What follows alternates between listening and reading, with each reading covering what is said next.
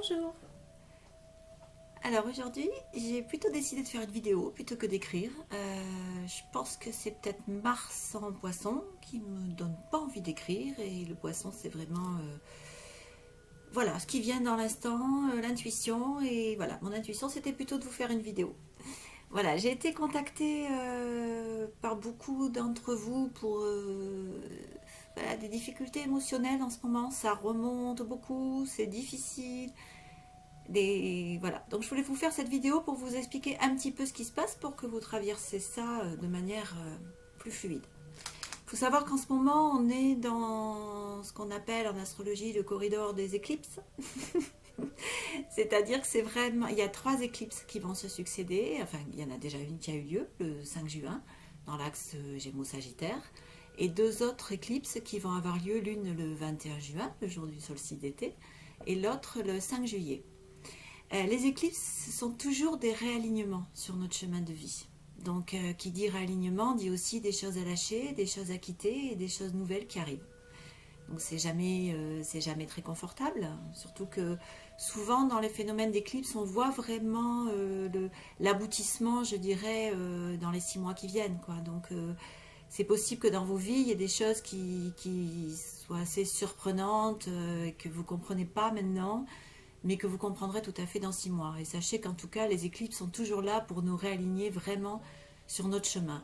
Donc soit on y est, et à ce moment-là, ben voilà, on reçoit des validations comme quoi on y est. Ça, c'est bien, ça c'est plus confortable. Soit on reçoit aussi des signes pour dire qu'on n'y est pas.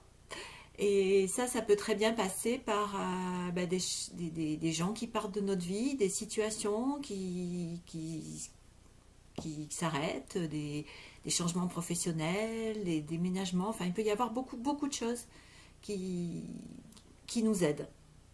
Alors, c'est vrai que la première éclipse qui a eu lieu au mois de juin, donc le 5 juin, dans l'axe Gémeaux-Sagittaire, sa symbolique, c'était vraiment d'aller vers l'énergie Gémeaux et de lâcher le côté un peu pas très joli du Sagittaire, c'est-à-dire le dogmatisme, les idées bien arrêtées, moi je sais, les autres savent pas, voilà. Donc c'est possible que ça joue beaucoup là-dessus, c'est quand même pour nous ouvrir sur une énergie Gémeaux qui est une énergie plus légère, qui est une énergie de communication fluide, qui nous demande de réellement écouter l'autre. Et ça sera bien parce que très souvent on n'écoute pas, on est dans nos...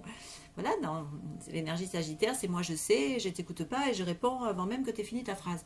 Ce qui facilite pas les échanges entre les gens, c'est évident. Donc voilà, ça va vraiment jouer là-dessus. C'est très bien nous ouvrir à quelque chose de plus fluide, de plus interactif avec l'autre. Voilà, ça c'est vraiment, et il faut savoir que voilà, les éclipses se passent toujours en conjonction avec les nœuds lunaires. Donc là, c'est vraiment cette énergie Gémeaux-Sagittaire qui est en train de s'ouvrir pour 18 mois. Ça va être le travail dans les 18 mois qui vont venir. Et là, disons que c'est le top départ, un peu. Voilà. Donc effectivement, les gens qui ont des planètes importantes sur cet axe-là, ou qui sont eux-mêmes Gémeaux-Sagittaire, vont le ressentir de manière un petit peu plus intense.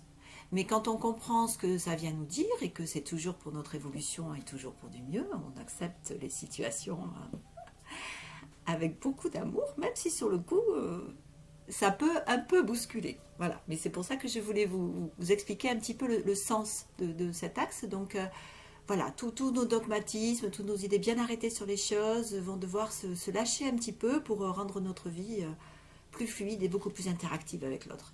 Donc ça, c'est très beau. Et ensuite, les éclipses qui vont avoir lieu dans l'axe Cancer-Capricorne, donc les 2 qui vont suivre, c'est vraiment un peu une clôture du travail qu'on a fait dans les 18 mois précédents, où les nœuds étaient dans l'axe Cancer-Capricorne, qui nous demandait vraiment de lâcher des psychorigidités, hein, et de revenir vraiment à écouter nos émotions, nos besoins émotionnels, aller vraiment travailler en nous cette stabilité émotionnelle. Alors bon, là c'est clair que effectivement les cancers et les capricornes ont été un petit peu plus secoués. Je peux en parler étant moi-même cancer, voilà, il y a eu un gros travail, mais c'est bien. Et c'est vraiment ça, c'est revenir à qu'est-ce qui nous amène notre stabilité émotionnelle. Donc c'est vrai que ça veut dire aussi revenir à soi, euh, ne plus rester sur, voilà, sur des douleurs du passé, sur comprendre ce qu'elles avaient à nous dire et trouver un peu plus de stabilité en nous sans avoir besoin que ce soit l'extérieur qui nous l'amène. Donc c'était voilà, c'était un beau challenge et c'est vrai que ça demandait vraiment de revenir vers l'intériorité, de revenir vers soi. Et c'est là qu'on peut voir que vraiment la vie est totalement en résonance parce que le confinement, il était totalement dans l'énergie cancer. Je reviens à moi. C'est quoi mes besoins? C'est quoi ce qui vibre en moi? Et je repars un peu voilà, dans ma coquille cancer pour apprendre à me gérer émotionnellement euh, tout seul. Voilà, donc ce confinement, de ce côté-là, il avait ça de bon. Et ensuite, si ça bouscule beaucoup comme ça en ce moment, c'est aussi parce qu'on a beaucoup de planètes en poisson. Bon, on a Neptune en poisson hein, depuis 2012 et jusqu'en 2026.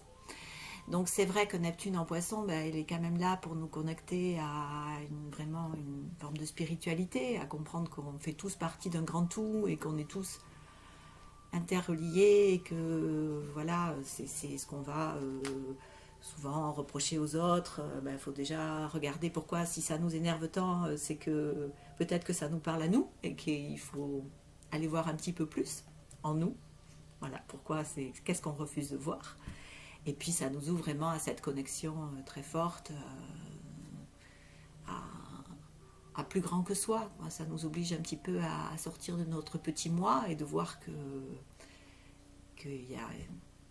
qu'on est relié à quelque chose de beaucoup plus grand et que c'est comme ça qu'on se relie aussi tous entre nous. Et en ce moment, nous avons aussi cette belle conjonction Mars-Neptune. Alors effectivement, à mon avis, c'est ça qui secoue aussi pas mal, en même temps que les éclipses. Parce que Mars, c'est quoi? Mars, c'est l'énergie du courage, de l'action. Sauf qu'un Mars en poisson, bah, il n'est pas très très à l'aise, hein, parce que les poissons, c'est le domaine du sans limite.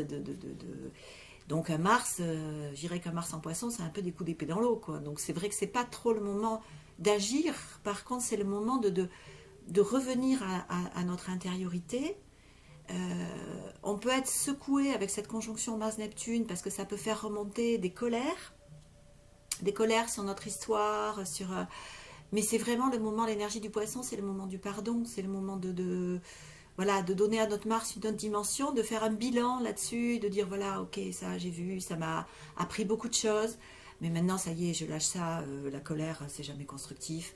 Et je fais de ce Mars la plus belle chose, c'est-à-dire cette conjonction Mars-Neptune, c'est aussi l'énergie à trouver en soi pour réaliser ses rêves, parce que Neptune c'est aussi ça, c'est ses rêves. Donc voilà, c'est un grand moment d'intériorité qui effectivement peut pas mal faire remonter des souvenirs, des choses non réglées, mais pour les guérir et pour dire voilà, pour reconnaître aussi, pour avoir toute cette bienveillance envers nous et de reconnaître tout ce que ça nous a appris sur nous, tout ce que ça nous a fait évoluer et pardonner et oser voilà s'engager dans cette voie de cette belle conjonction Mars-Neptune qui nous dit voilà, euh, il faut oser, c'est le moment de visualiser et de voir comment on peut concrétiser ses rêves.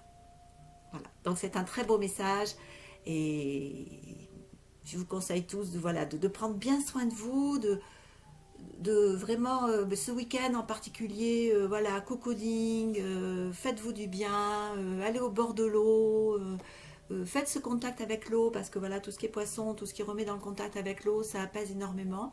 Et puis ayez confiance. Ayez confiance. Quand ça remue, vous savez, c'est qu'on est tout le temps. Je dirais que plus ça remue, plus on passe une transition importante. Il faut l'accueillir avec voilà, beaucoup de sérénité. Tant qu'à faire. Je vous embrasse.